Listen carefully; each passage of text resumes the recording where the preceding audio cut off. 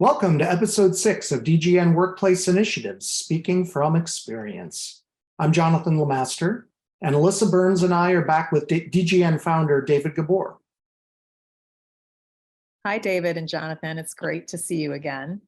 David, I know that you created DGN Workplace Initiatives to help organizations foster diverse workplaces free from harassment and discrimination, and that your goal is to help organizations grow and thrive.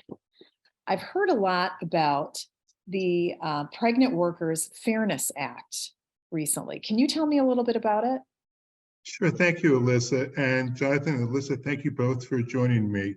The Pregnant Workers Fairness Act, or the PWFA, is a new law that provides rights and protections that pregnant women did not otherwise enjoy, such as the rights to a reasonable accommodation, if they need one in order to perform the essential functions of the job.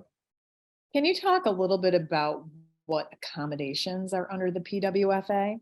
Sure, thank you. Essentially, if an employee needs an accommodation in order to perform the essential functions of the job, they have a right to enter into an interactive process with the employer. For pregnant women, it would be things such as breaks so they can go to the bathroom, or if they need to drink more fluids, or they need to eat. Maybe they need to have a change in their schedule, or perhaps for a period of time have lighter physical duties, such as heavy lifting or exposure to things like chemicals. Those are some of the rights that employees enjoy, but this covers both people applying for a job and people who are already working there or who are pregnant, and just as to go through childbirth and maybe some related accommodations after they give birth. Okay, that's really helpful. Thank you. Who does this PWFA law apply to? Employers with 15 or more employees. Okay, so can you just give us a couple of takeaways? What should employers do now about the PWFA law? I'm so glad that you asked, because here's an opportunity. This law goes into effect on June 27. And it's so important that managers and leadership know that these rights now exist for employees. Let's get those people educated so that they know in advance what to do when somebody comes to them.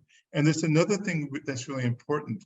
The way the law is written, if an employee can go on leave or have a reasonable accommodation, that the PWFA says you must give them the reasonable accommodation and not put them out on leave so they can stay active in the workforce.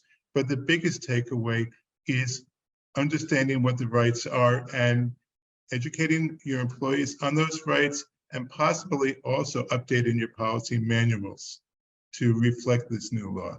And thank you so much for asking. Of course.